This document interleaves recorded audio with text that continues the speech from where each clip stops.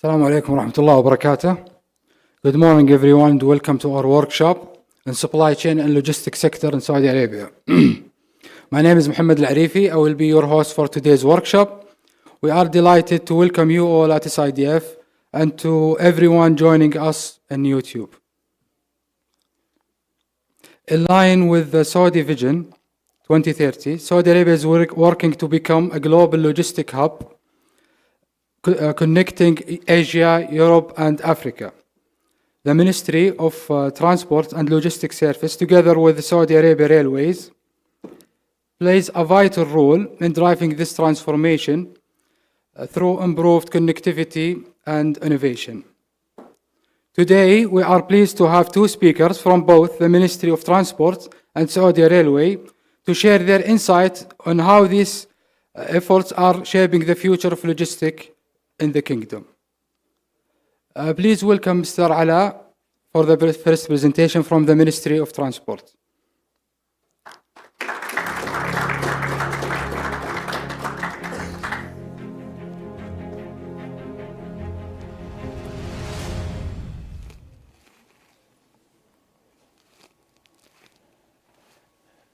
Assalamu alaikum. Good morning, everyone. My name is Ala Banabila. I work at the Logistic Deputyship as a Director of Logistic Infrastructure. I'd like to start by thanking SIDF for this opportunity. Such a pleasure to be here among all of you. I will take you in a brief presentation about the Logistic Deputyship, the Logistics Center Master Plan, and the upcoming projects in the logistics sector, along with the enablement that we will provide as a ministry to the private sector and potential cooperation with SIDF. To start with, the National Logistics Strategy was announced in 2021 to take out the Saudi Arabia to be a global logistic hub. After that, the name of the ministry itself changed to be the Ministry of Transportation and Logistics Services. The Logistics Services established the national strategy for the logistics sector in the kingdom, with the ambitions to develop two main pillars: logistic infrastructure and also the logistics services, focusing in contract logistic freight forwarding, creating enablement to the private sector, and also develop a new regulatory environment for the logistics sector in the kingdom. One of the main focuses of the logistic strategy was the Logistics Center Master Plan that was announced by His Royal Highness the Crown Prince in 2023, which gave us a high pressure to develop this master plan and also create a focus to the Logistics Center Master Plan. Before we had that master plan, the logistic zones was scattered among multiple entities in the kingdom. For example, Mudun has their own strategy, Royal Commission of Jebel Yumba has their own strategy, and the municipality had also their own strategy for the logistic land. So it was scattered among multiple entities. This master plan came to unify the work when it comes to logistic centers. What we did first is we analyzed the supply and demand among the 13 regions in the kingdom. We identified the land size for each region in the kingdom, the owner for each zone, and also the function for each zone. So we aim to have 59 logistic zones by 2030. Currently, we have 23 active logistic zones. And also, we aim to have 7 special economic zones to enable re-export and attract large investor players into the kingdom. And one of the most important projects that we are currently working on as a ministry is to unify the building requirements to build warehouses in the kingdom. Again, the current practice that we have the Saudi Building Code, and we have, for example, Ministry of Housing and Municipality have their own standards, Mudun have their own standards, the Royal Commission has their own standards. So this project will aim to unify the building code requirements to upscale the level of grade A warehouses in the kingdom, and also attract international players to invest in developing grade A facility. We identified the logistic zone with these 5 characteristics. First, the logistic zone location has to be unique, has to be linked to intermodality mode of transportation, for example, rail, sea, airport. And also, the model of the logistics zone is single owner, multiple tenants. We aim to enable 3PL companies. So, for example, companies such as Agility in the private sector, real estate logistic company that develop the land, develop the superstructure, and tenants such as DHL, Naql, FedEx, be as a tenant in this logistics zone. In addition to that, the 59 logistics zones will have 105 functions, meaning each location of the zone will work in a specific function. So zones next to industrial cities, for example, one of the highest owner of logistics zones is Mudun, being an expert in the logistic sector, also hosting multiple large manufacturing players that need the logistic arm to support the manufacturing. Also, we'll have 10 land border crossing to support the import and export near our border countries, for example, UAE, in Al-Batha, Al-Khafji with Al-Kuwait, Judaydat Ar'ar with Al-Iraq, and also 7 special economic zones has been identified, 4 of them already announced in the past 2 years. So in this image, we show the backbone of our strategy, which is the land bridge going and linking the east and west of Saudi Arabia. The current rail connectivity goes from Riyadh to Dammam. The land bridge will link from Yanbu to Jeddah Islamic Port, going to Riyadh, to Dammam, to Al Jubail. We have identified special logistics center that will work as special economic zones in that land bridge.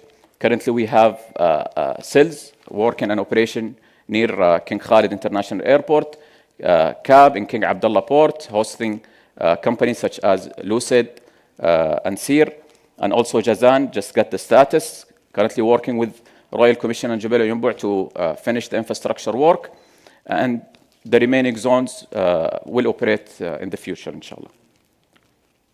In this map, we show the distribution of the logistic zones among each region. As we can see, the highest number of logistic zones will be in Sharqiya region. However, when it comes to demand, Riyadh will have the highest demand. When it comes to land size, 51 million square meter, about half of the land that we aim to develop will be in Riyadh, mainly because of the mega and giga projects going to Riyadh and the high population in Riyadh, followed by Mecca region, 12 zones with 33 million square meter. In this image, we show each zone, which one is active, which one to be activated in the future. The role of the ministry in this master plan is to work as the policy maker, the enabler for the private sector. The owners are different governmental entities such as PIF, GACA, Mudun, Royal Commission of Jubail and Yanbu. Now we go to Mecca region, 12 zones with 5 being active right now. So each zone has its own timeline, operation model. We ask the zone owner to do the business and feasibility study for each zone and operation model. And of course, what we do is we will support the owner of each zone to do the infrastructure. For example, we classify the 59 logistic zones by their own attractiveness. For example, zone in Riyadh and Jeddah and Dammam are highly attractive, so the private sector can do the infra and super. Unlike zones located in north or south of Saudi Arabia, the government has to come to develop the infrastructure, then attract the private sector to do the superstructure. Currently, we have opening opportunity for the private sector to develop the dry port and logistics zone in Al-Qasim. The opportunity is open in Foras platform. 50 years is the lease terms, 1 million square meter, highly attractive opportunity. I encourage the private sector to come and see this and explore this opportunity. The remaining zones, hopefully, inshallah, in the future, we will plan to publish it to the private sector to come and invest on it. Before I conclude, one of the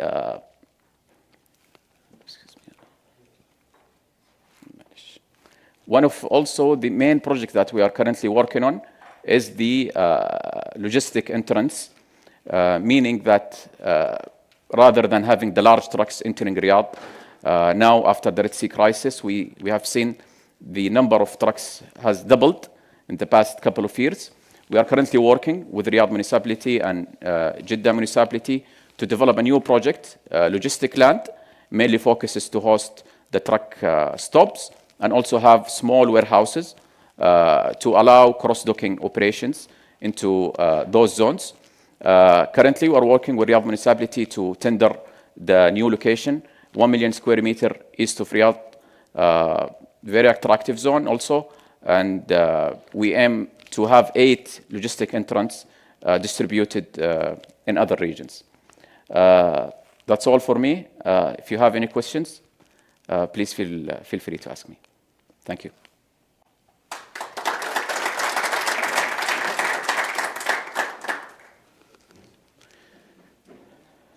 بليز لو في مايك بس اتوقع اسمعك. Thank you very much for the presentation. Regarding the zone available, who's the owner right now for this? So we have yes. So if you go to logisti.sa, we have a specific tab for the logistic centers or logistic zones. You will have availability of the active zones with the owner and how to contact them. For example, out of the 23, we have 12 zones owned by Mudun. For example, Sudair, Dammam 2nd, Dammam 3rd, Jeddah 2nd, Jeddah 3rd. So Mudun is one of the owner of those zones. Royal Commission of Jubail and Yumbu, Matarat in cargo villages in Riyadh and Jeddah and Dammam. Also Mawani in Jeddah Islamic Port and King Abdulaziz Port in Dammam. So governmental entities own those zones. However, we have seen that also private sector have their own logistic zones, such as Agility, Caden, Luji Point. If you feel that I would like to reach those private sector, we will be happy to do so. If you have a plan to develop new logistic zones out of the 59, please feel free to reach out to us. We do the study, analyze the location, see if it suits our logistics zone master plan. There will be no cannibalization with our zones. I am the developer. This one, shall I approach you, then you'll show me the land, and I'll... Yes. Okay. Yes. Thank you. Thank you for this great presentation. Just to understand the logistics zone, the idea is to combine all the logistics companies, either warehouses or transportation, etc., in one area, right? So right now, what incentivizes these companies to move from their current location to this zone, to these zones? Yes, very good question. So we work with the development authorities in each region to re-plan the location of the zones. For example, we see a Silay area in Riyadh, very scattered and unplanned location. What we aim to do, for example, with the owner of the new owner of Silay, or we call it Glory area, is to combine a logistic zone to have the supporting entities with them. For example, you would have Zatka with you, Mawani with you, Hayat al-Ghidha wal-Dawa, SFDA with you.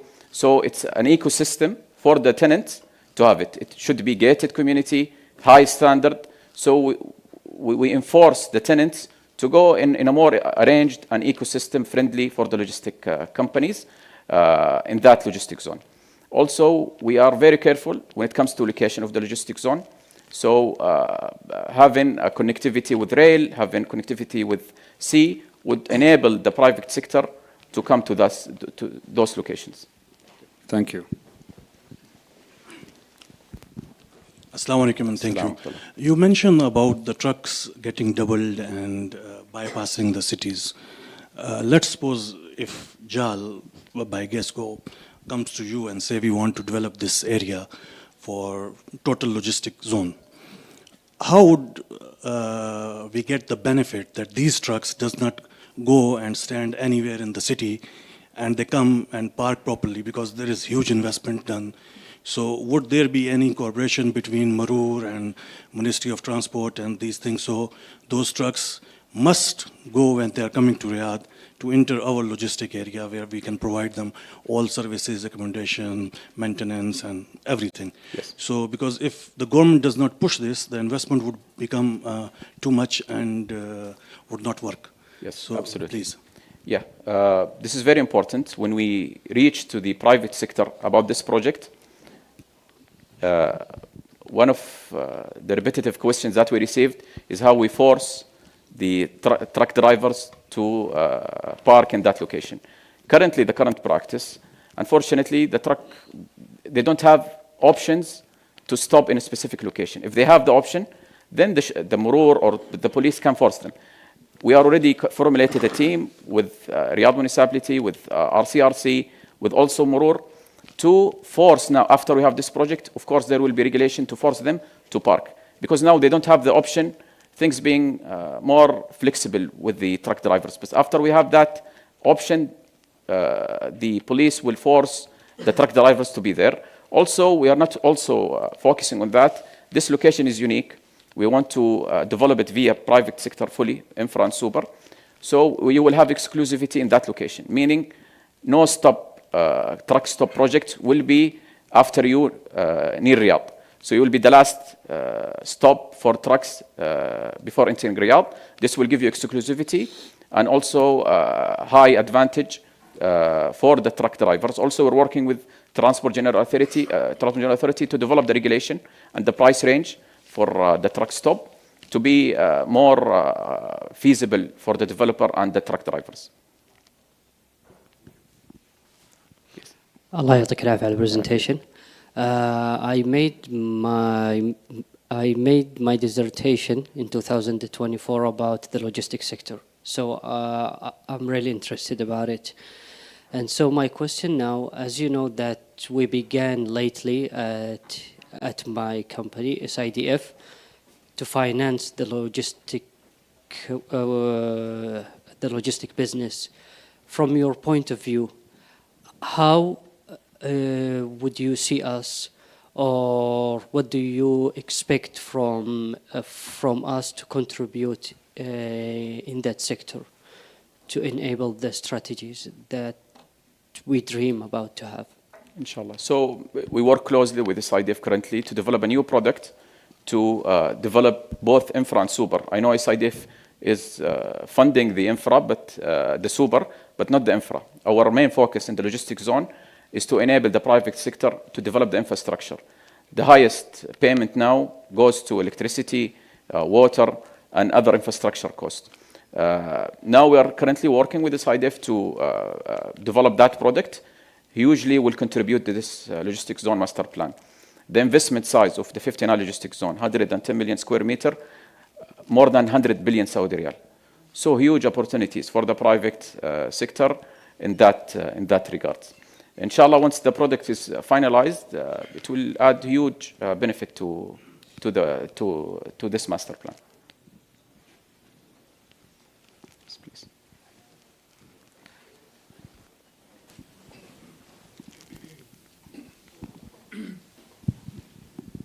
Good morning. Good morning. Thank you very much for the presentation. The 59 zones that you have emphasized on, they are definitely important for Saudi Arabia. But what we have seen, that the major concentration of the investors in Saudi Arabia is more inclined towards where the industry is. And today the industry is mainly in Jeddah and Riyadh. And people are more prone towards this areas like Qumra or Sulay. So yes, we do have 59 special zones and everything, but still the investors are concentrating on those two specific areas. They are paying premium. So why don't we develop something in these two cities as a main attraction point? And the second point is, if we look at the example of Dubai, for example, or China, the two big markets in the logistics sector. If you think about Dubai, the first thing comes to your mind is Jebel Ali Free Zone. And not just in this region, anywhere in the world you go. And when it comes to China, despite being such a big country, the Waigaoqiao zone comes to your mind. So why don't we focus on one champion zone which will change the dynamics of Saudi landscape? Thank you. Thank you so much. Very important points. So regarding your first point, which is the focuses of the private sector in large cities such as Riyadh, Jeddah, Dammam, Al-Khumra, or Al-Silay, or Al-Khaldiyah in Dammam, yes, that is 100% true. However, when we develop the master plan and the logistic strategy, we believe that certain locations, we have to have logistic zones for the agility and resilience.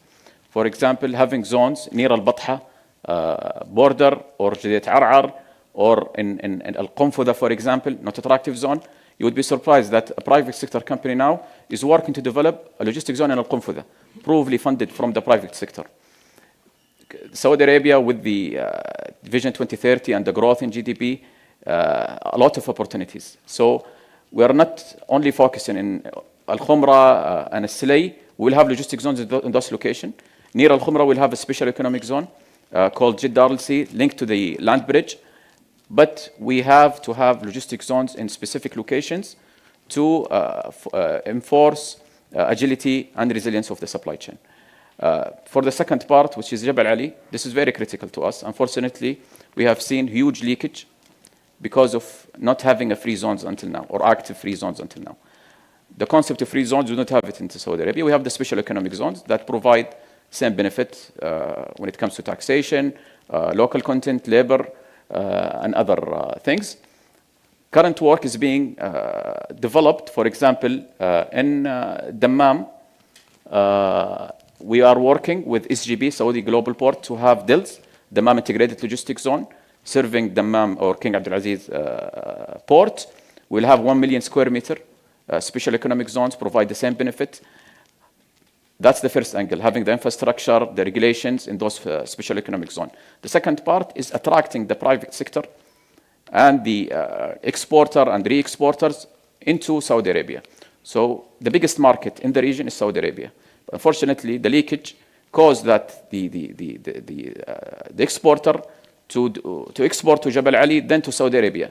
However, Saudi Arabia was the last destination. Doesn't make sense to go to Jabal Ali. But the companies used to do that, already incentive given to them.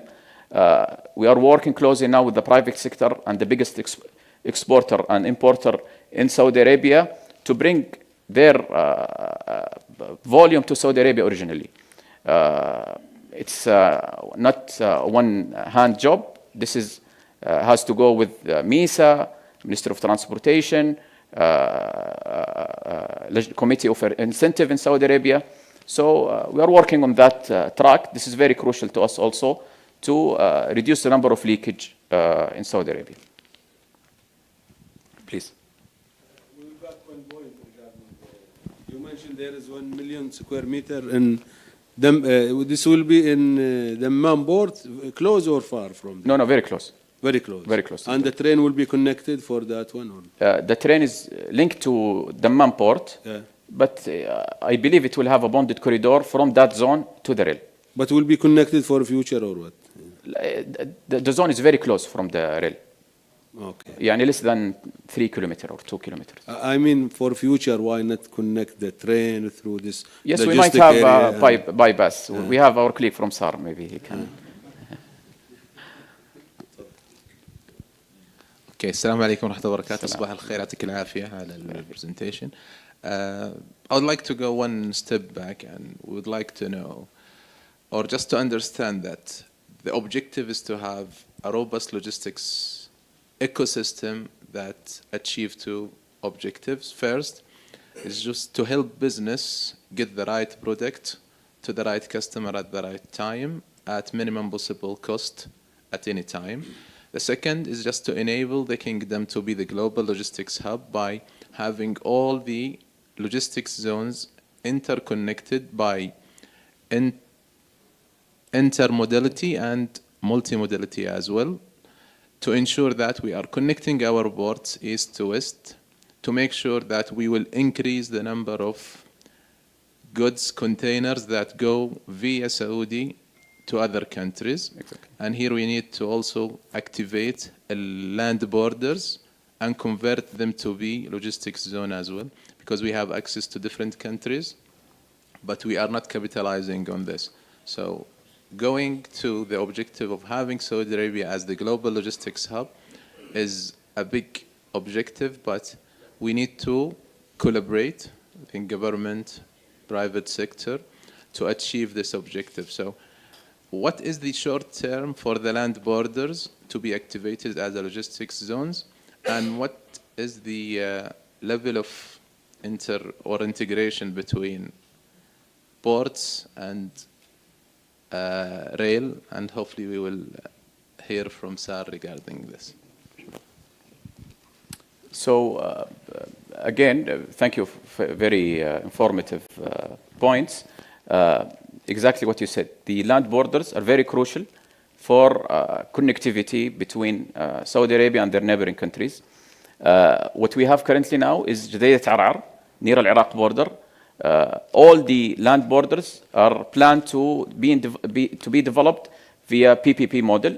So we're working with NCP to develop those zones. So Judayat Arar is now being discussed in the final discussion with the consortium for that opportunity. Next, we are working currently to finalize the business case for Al-Batha, which I personally believe is one of the most attractive zone out of the 59, and Al-Khafji with Kuwait, Al-Haditha and Halat Ammar with Jordan. The second phase of the land borders would be Salwa with Qatar, Al-Wadi'a with Yemen, and Al-Durra with Jordan, and the Rub' al-Khali with Oman.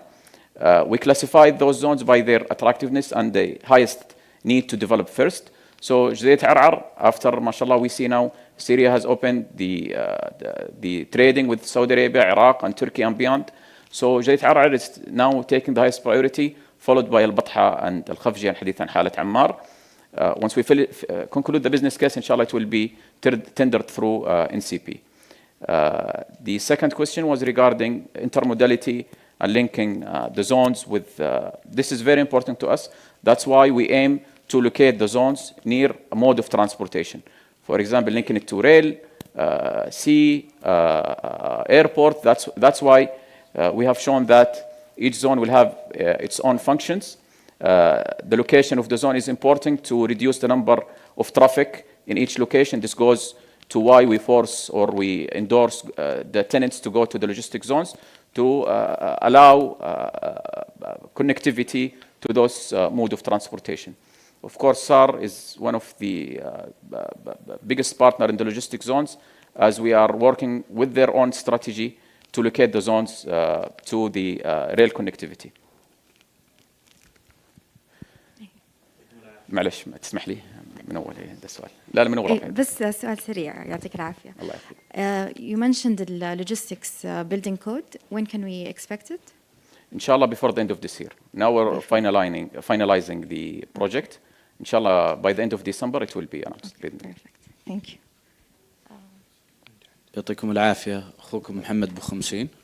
عندي سؤال استراتيجي شوي بالنسبة للربط مع السعودي economic zones أو cells، يعني في جانب من إكزا وفي جانب من cells تحديدا. how can we truly interconnect this ecosystem, because it drives the incentives going down to the logistic companies to develop the infra or the super to actually materialize those incentives to push to the next step. What, yani if you can highlight that from the ministry point of view. Of course. So for special economic zones, as per the law currently, the regulators for them are three entities. GACA for zones near the airport, for example, cells. In the future, inshallah, we'll have cells in Jeddah and Dammam, same concept. And IGZA for any elsewhere than airports. And Riyadh, they have their own RCRC, their own special economic zone center. So those three entities are working closely in each for the strategy, for the location, for the incentive, to avoid any cannibalization among those zones. This is very essential to us. Of course, we work to support them. So for example, any zones that or IGZA received a request from Royal Commission of Jebel Yumbu and Yumbu to have a new special economic zones, not within our 7 planned special economic zone.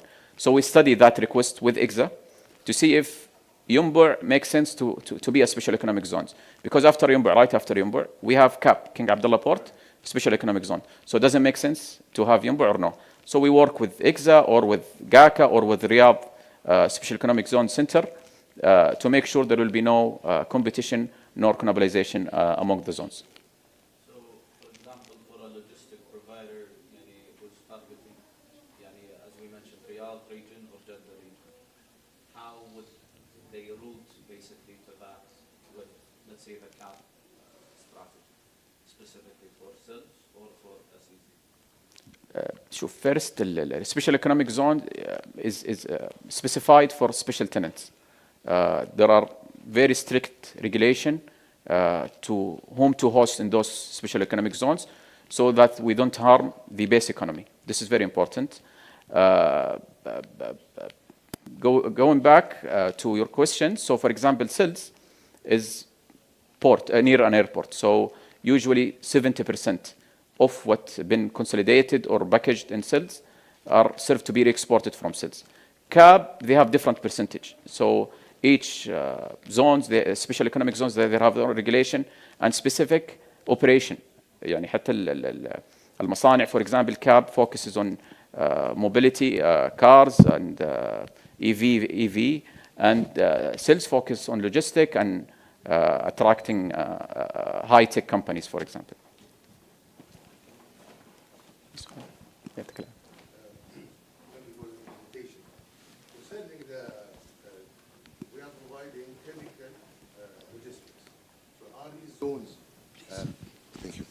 Are these the zones prepared for the chemical logistics? Absolutely. So the DG or dangerous goods are very essential to operate the production in Saudi Arabia. As we have seen in the eastern region, we have 17 zones. So most of the DG or chemicals are in Jeddah or Jubail. So in Sharqiya region, for example, we have Mudun. We have about 8 zones of Mudun between Jeddah and Sharqiya, and they allow to store DG or chemical goods, in addition to Jubail logistics zone in Al Jubail that allow to have chemicals. And regulations? Regulation? Yeah, it's allowable. What about the regulation? The requirements are not easy with both, either Mudun or other zones are not easy to have regulations. There is no basic regulations for the safety of chemical storage. So in our project, the building code, we are reviewing the regulation. This is what I'm yes, we are reviewing the regulation with Mudun, with الهيئة العليا للأمن الصناعي, especially in specific location, for example, port and airport. We understand that the regulation for the chemicals are very harsh, very tough to comply with. This is we are working within our project. Inshallah, by the end of this project, we will work some things to So the code will cover this. Inshallah. Assalamu alaikum. Thank you for this presentation and these good insights. You mentioned about the logistic area where the trucks would station outside of Riyadh, for example. My question is, what comes next? So after they station in that logistic area, you need to ship the goods for the city, like for Riyadh. Is there any regulation for shipping that goods with clean energy vehicles, small vans or small trucks or whatever? What is coming next? As like in many cities in Europe, the big trucks or the diesel trucks, they are forbidden from entering the cities. So is that something expected in the near future? Yes. Thank you. Yes. So the truck stop project aiming to reduce the number of large trucks entering Riyadh because we have traffic ban. So as soon as the traffic ban ended and you see huge number of trucks entering Riyadh, what we aim to have and aim to see is the large trucks goes to those truck stop, store their goods into cross-docking warehouses. After that, small trucks, small vans would take the goods and flow it to Riyadh. Smart vehicles, EV vehicles, this is something we are working on currently in our deputyship. We have a dedicated department for EV vehicles, working on progress on that. Of course, we would be happy and glad to see such technologies into the logistics. Thank you. Hey. Don't you think that will increase the price and cause the inflation in Riyadh especially? I mean, if they have to increase the transportation cost, they will shift that burden to the consumers. So don't you think that it might get that threat in the future? So every project has its own pros and cons. The current pain with the transporter and truck drivers is much higher than the cost itself. We are holding the trucks for a long time of hours in the sideway where they have the goods. If they, for example, store the goods into their warehouses, then the trucks go back to do another shipment, it will balance the cost. So it's a win-win situation. But for us as a citizen of Riyadh, we are not happy to see the number of trucks. It doesn't look good for an ambitious city such as Riyadh to see this number of trucks into the city. So this is one of the most important projects for us as a ministry and Riyadh RCRC and Riyadh municipality.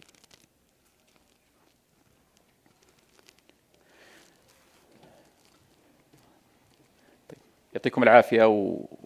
If anyone has any follow-up questions or inquiries, we're happy to take it with you after the workshop. Thank you so much. Thank you very much, Mr. Ali, for your insight. Now we'll move to the second presentation from the Saudi Rails, prepared by Mr. Bassam Fatih. Please welcome.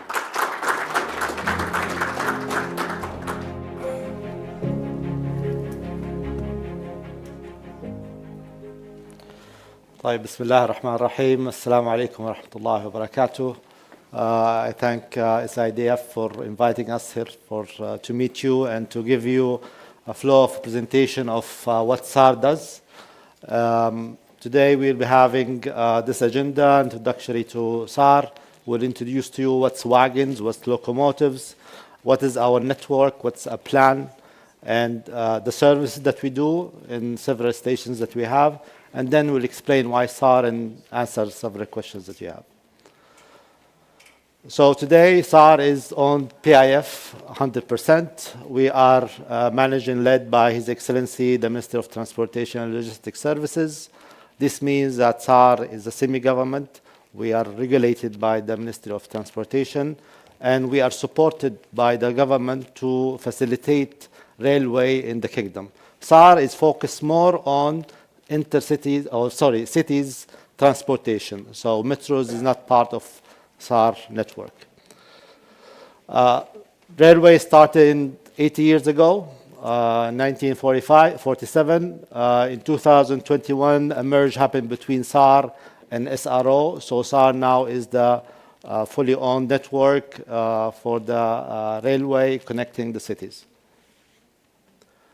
I would like to introduce to you what's the railway in terms of freight. The railway train itself contains of locomotives. We have 170 locomotives in Saudi Arabia, and it consists of wagons. Those wagons are different types. We'll show it in the next slide. We have double stack wagons, which contains containers, which most of the shipments are carried on, and we have wagons what carries on dangerous goods or liquids. We have different type of wagons. We have double stack wagons. We have food grade wagons. All those type of wagons are already in operation in Saudi Arabia, and we are moving several products, either dangerous goods, containers, food product, even diesel fuel tanks we have as well, and we're moving them. We have also moving cars as well. So I would say most of the product that can be moved by trucks is moved by railway today. The network. Today we have 5,500 kilometers of network. Our main lines is between Dammam and Riyadh, and as well for the north line coming from Wa'ad al-Shamal up to Ras al-Khair. We have several stations that have been operated in the past years. We'll explain them as well. But we are connecting 5 ports: the Dammam Seaport 2 ports in Jubail, Riyadh dry port, and Ras Al Khair. We transported around 28 million tons last year. It's increasing every year in the past 10 years, around 10%. We moved 860,000 containers, which consists of 20 million tons. We moved cement, mining, limestones in the eastern province, and agriculture as well, 700,000 tons, and mining of 14 million tons, which is mainly in Ma'aden. We have 3 types of transportation. We do domestic transportation in terms of bulk. We do domestic transportations in terms of containers between the industrial cities, between Dammam and Riyadh and the other areas in Jubail. And we do transportation from and to the ports, mainly to the Riyadh dry port. We have different solutions that we move today in terms of domestic. This is a new service that we started last year. So we're moving bulk containers in terms of moving cement from one place to another. We're also moving coil containers. We have coil containers and we're moving coils in them. Palletized containers, so we're moving from factories inside the industrial area 2 in Dammam up to Riyadh. So this facilitates movement of domestic shipments. And we have also open flat containers that moves break bulk type of products. We divide our type of customers into direct clients, shipping lines and logistics companies, and dry port clients. I'll explain them now. Usually direct clients are those who are either connected directly to the factories or logistics centers that they have, or they have a huge bulk of volume. So we signed with those companies in the past. Ma'aden is one of the top clients that we have. Arasco, food grains that we have. Sabic, we started last year, moving between Jubail and Dammam port. Procter & Gamble from the industrial as domestic, moving it from their factory in Dammam Industrial 2 in Dammam up to the supermarket warehouses in Riyadh. We have cars with Al Jabr, Medlog as a logistics company as well in Dammam. So we have several companies that we are connecting them with directly, which save them in terms of cost and as well in terms of handling principle. Dry port containers, we have mainly we deal directly with the shipping lines, so we have all shipping lines contracts with them directly because they are the ones who promote railway in terms of dry port, Riyadh dry port, and those clients are usually indirect to us, which are shipping directly to Riyadh dry port. This shows how the momentum of strong dependency on huge companies to use the railway to transport between Dammam and Riyadh. Of course, with all this transportation, we almost remove 2 million trucks from the roads each year. This, of course, increases the safety on the roads, decreases the carbon emissions on the air. Stations. We have Riyadh Dry Port Station. We have other stations around the kingdom, and as well, we'll talk about the station services that we have. Riyadh Dry Port is the main port that we have. It started since 1981. Today we have how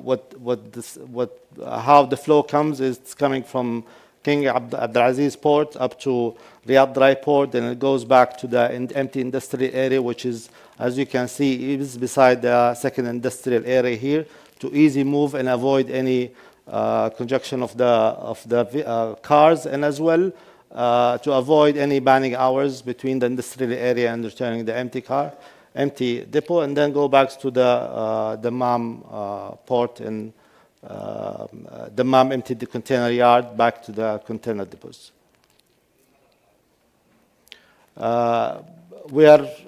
our strategy in terms of having our station as a railway is to be more to the industrial areas. The last one that we opened last year, which is the Riyadh empty container yard, which is near the second industrial in Riyadh, which facilitate in terms of moving domestically from other cities up to Riyadh, and as well export from the industrial area to Riyadh empty depot to export to the port. We have Dammam Khaldiya freight station, which is near to Dammam seaport. This facilitates the distribution as well as storage for as empty depot to avoid congestion. The best thing in terms of railway that we go inside the port without any problem. We don't wait in line. You don't have to make any bookings except the booking for the railway itself. So we have a very easy access in and out to the port.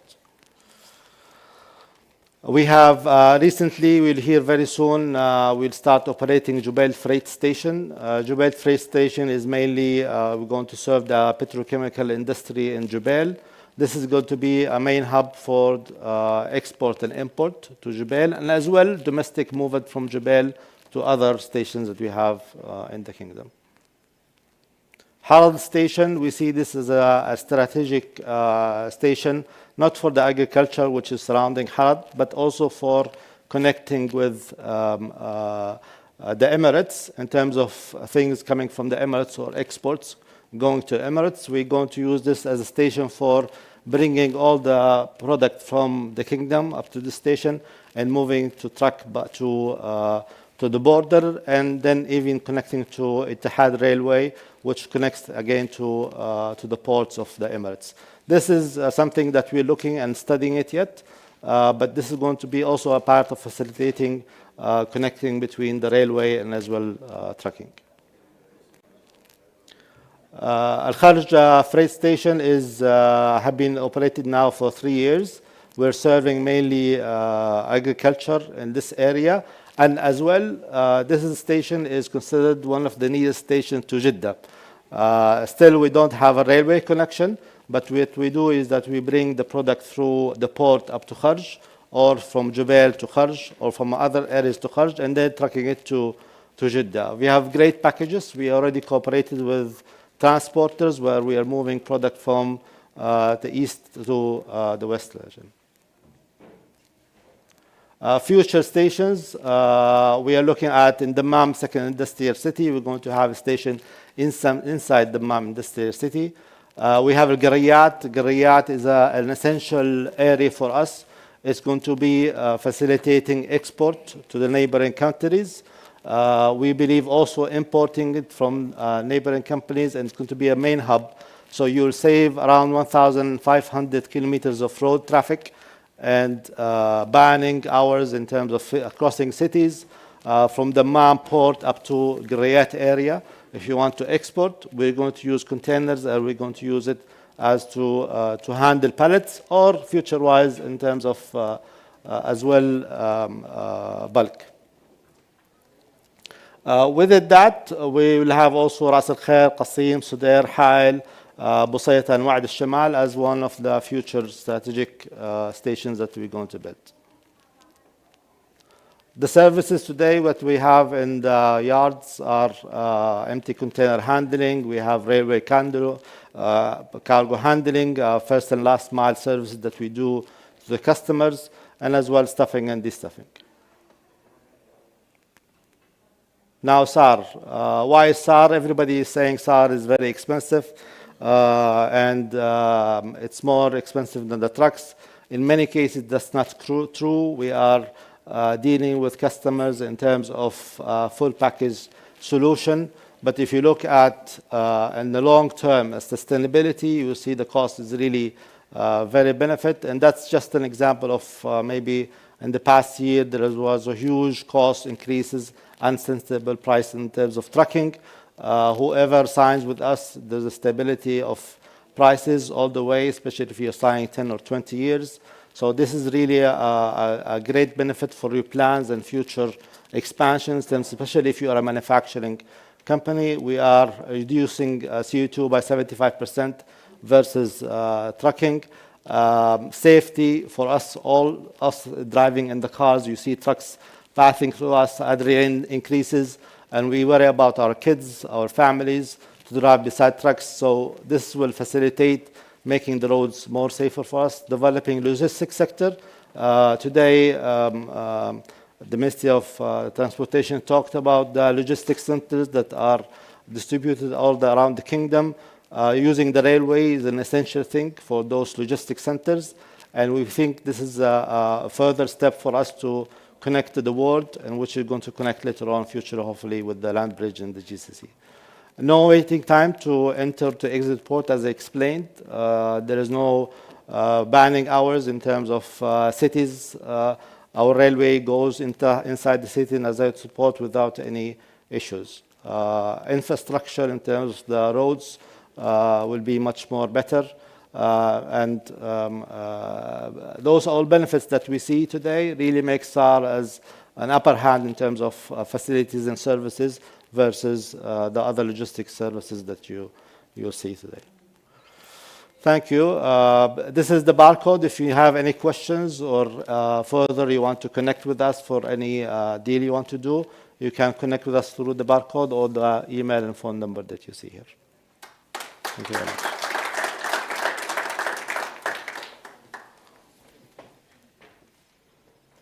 Questions?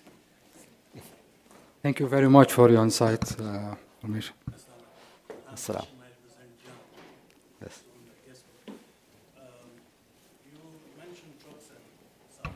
We don't see them as competitive. We see them as complementary services. And you mentioned about truck ban times. Yes. So what about the truck ban time from your depot to inside the city? Yes. Okay. Well, Jal, I think, Jal, you're moving gas today, and you're a logistics company that... Okay. Now we are the total logistics solution provider. Excellent. So we are moving everything, including the warehousing and freight. So we are an end-to-end logistics service provider. Yes. In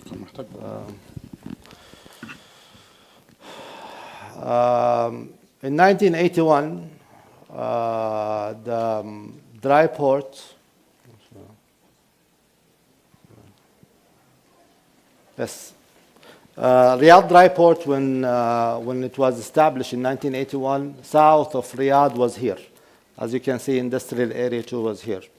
So the plan was always that to avoid any banning in terms of traffic. Today, the whole industry, most of the industry has moved much more south of Riyadh, which made this kind of challenges that we understand today.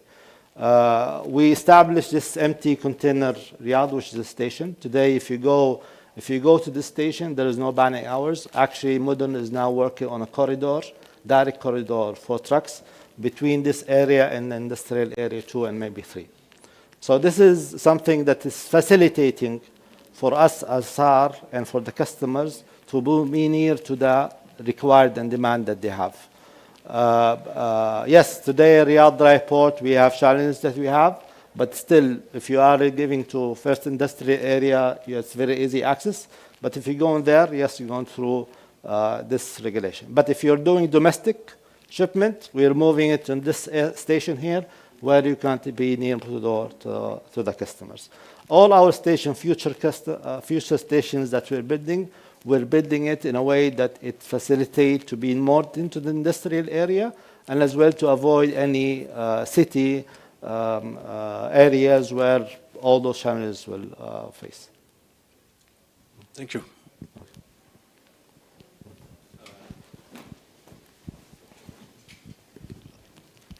Thank you very much for presentation. I will back for the second industrial city, Dammam. Yes. When will be the start the project?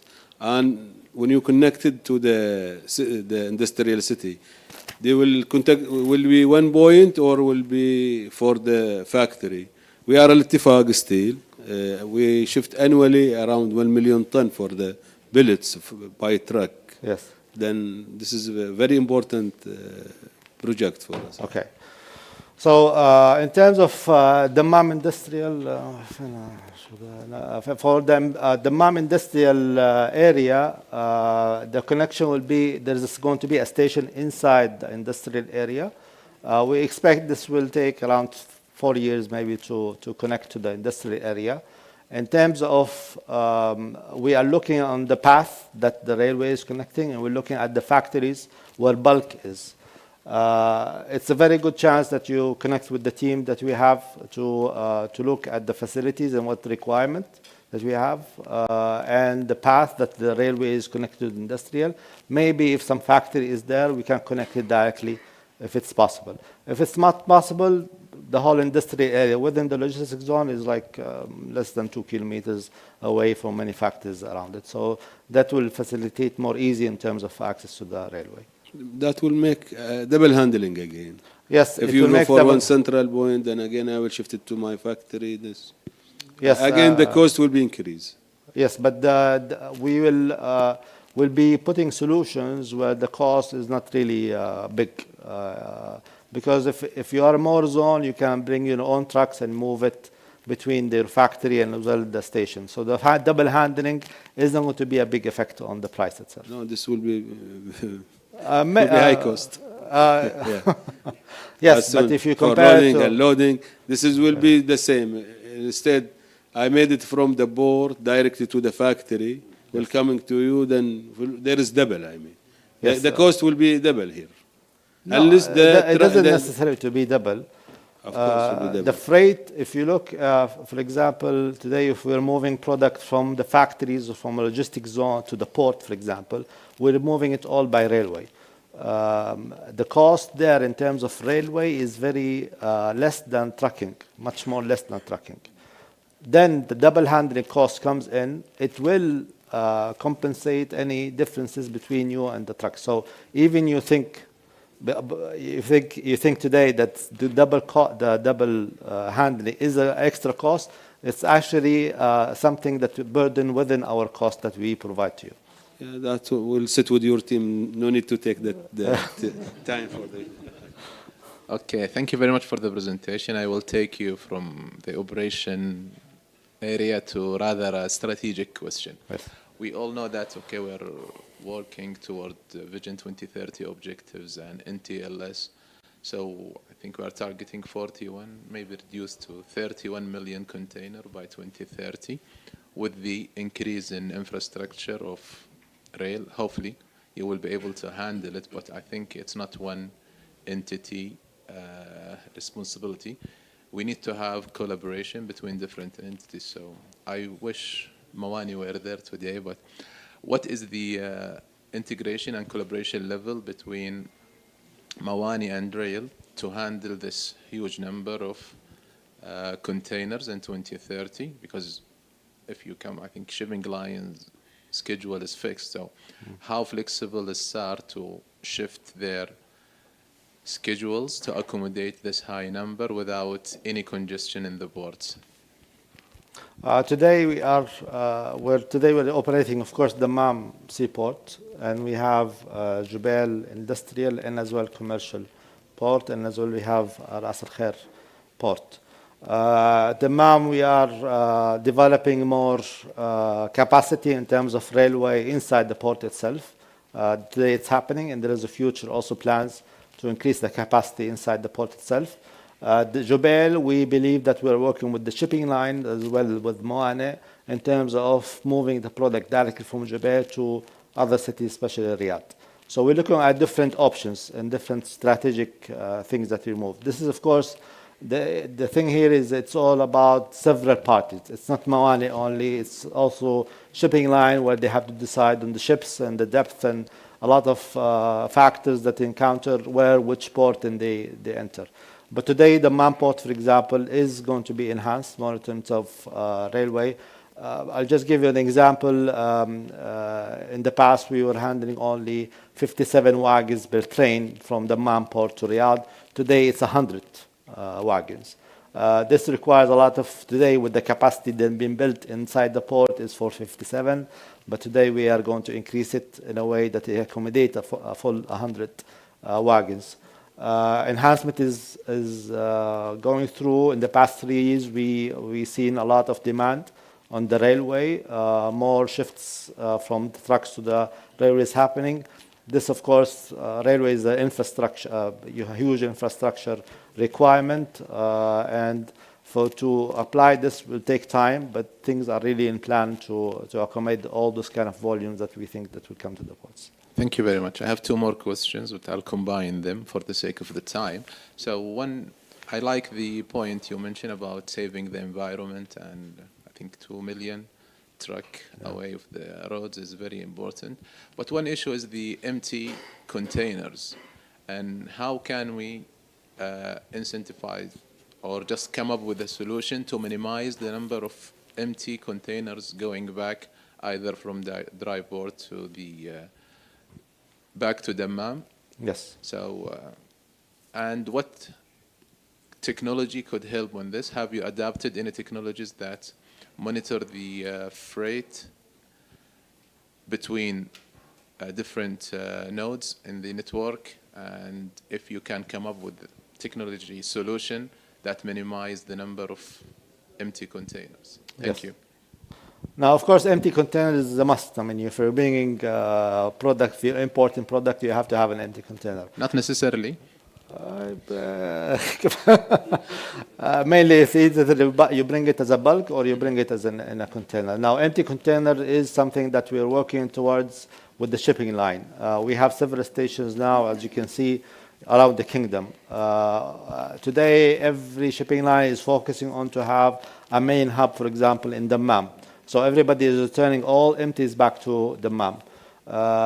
Today, we're going to work with the shipping line to reposition their empties from whatever the empty can return. So in Riyadh, if the empty return and they need the container later on Jubail for export petrochemicals, we'll move things from Riyadh to Jubail.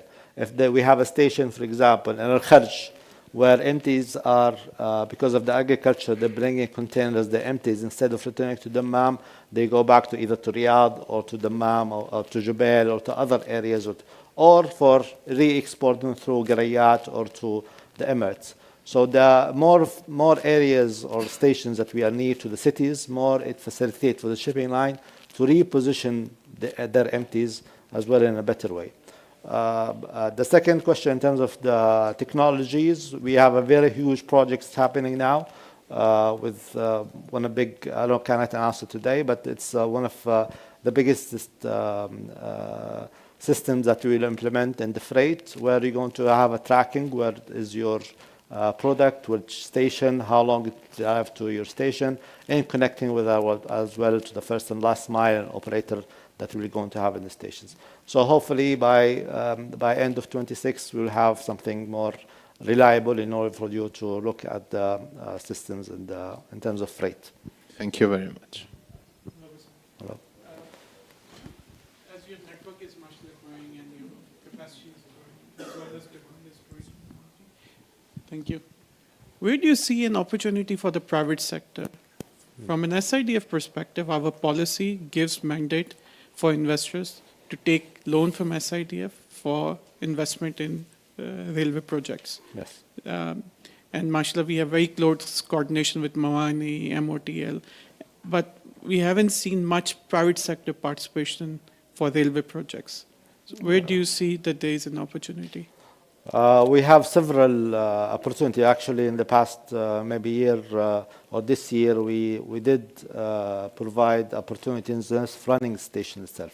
So it's more of a logistics yard handled management in terms of the stations that we opened. Kharj, Harad was one of the stations. Jubail was also tendered, and as well in terms of a huge, one of the biggest huge logistics sub areas for stations that we have. We also tendered for the private sector to come in and also participate to be one of the railway operators in one of the stations. We're going to also provide the other stations that I mentioned, as well as for private sector to come in and also participate. Today, we are also looking at different other solutions in terms, for example, logistics solutions, moving the product itself domestically from one factory to another, You can bring in your own containers. You can provide all the solutions to the customer, and railway could be one of the methods that you use for moving the customer. SDIF is something that they can participate in terms of linking the railway to your factory itself or logistics area. So, for example, if you are away from the railway, the mainland for 1 kilometer, 2 or 10 kilometers, what you can do is to look at this idea if they can support in terms of the linkage to your area, where it's going to decrease number of trucks that goes to your factory and depending more on the rail itself. Thank you.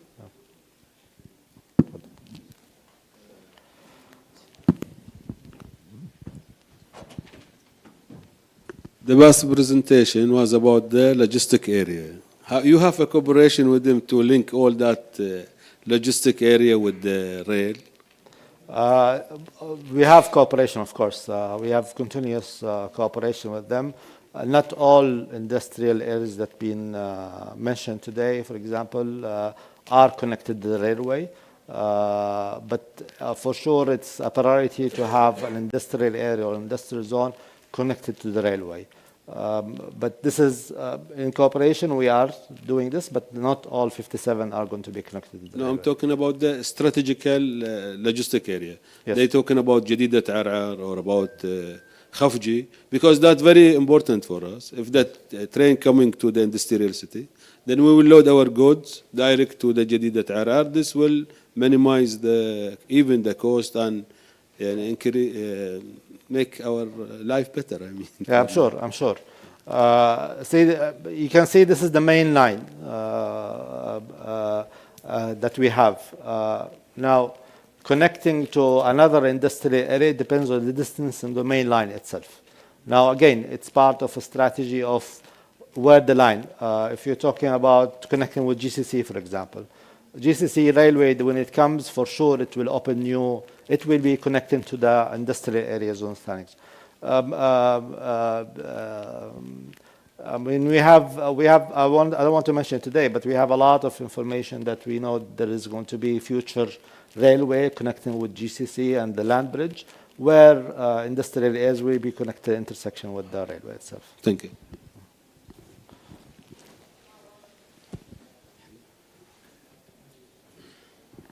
Thank you very much. 2 questions, please. You mentioned something about the land bridge, the project that all of us are waiting for, and also the connect between the GCC countries. So what's the current status of those major projects? So this is number 1. Number 2, we kind of see how the railway networks are developed in Western countries, for example.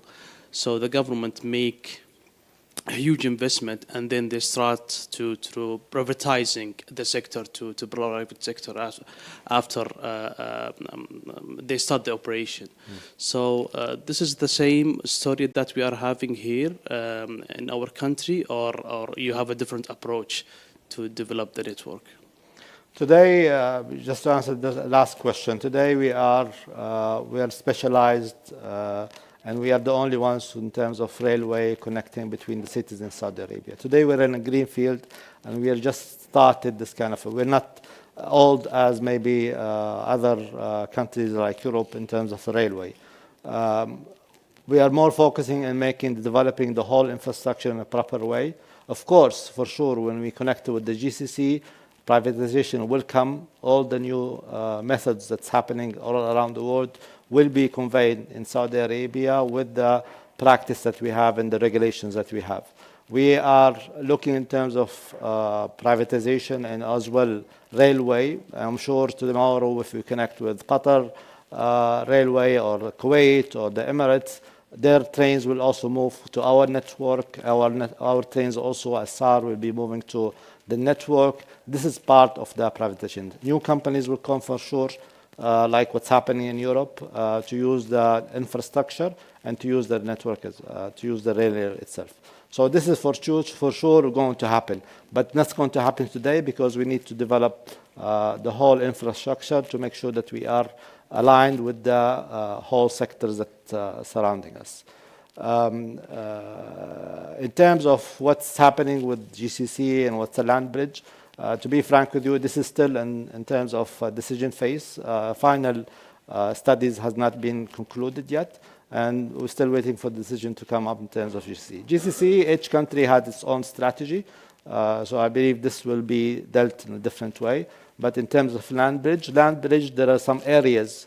Land bridge is not only, by the way, not only between Riyadh and Jeddah, it's also in terms of developing the Jubail area, in terms of connecting between Dammam and Riyadh. So this is all infrastructure is part of the land bridge. Part of this is already in progress, but if you're talking about Jeddah and Riyadh, this is not finalized yet.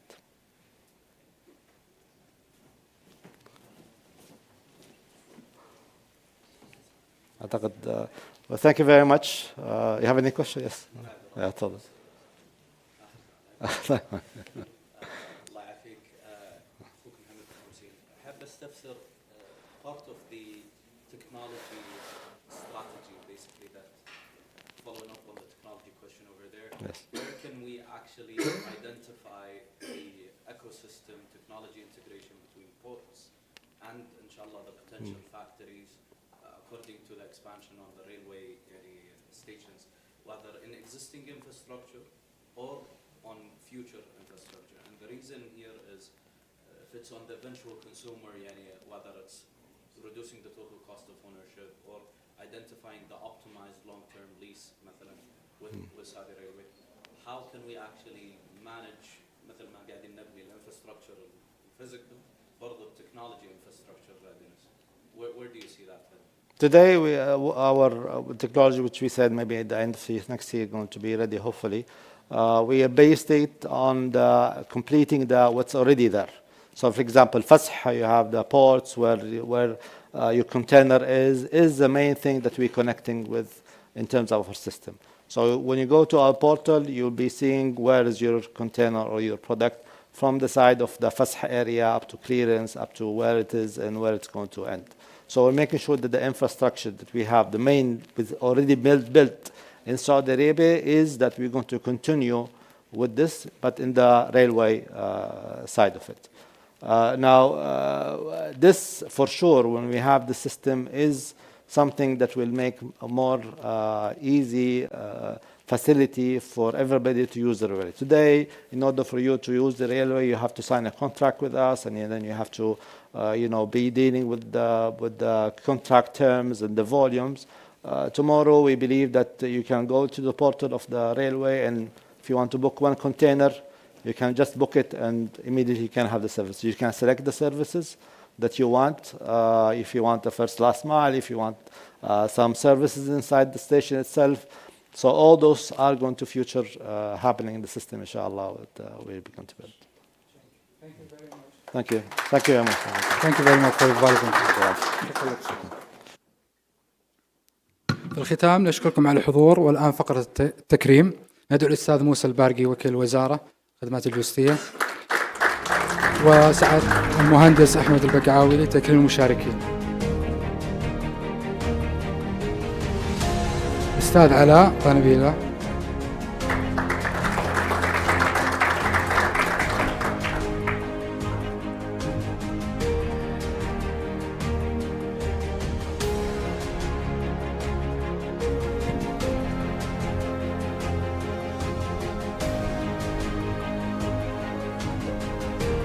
الأستاذ بسام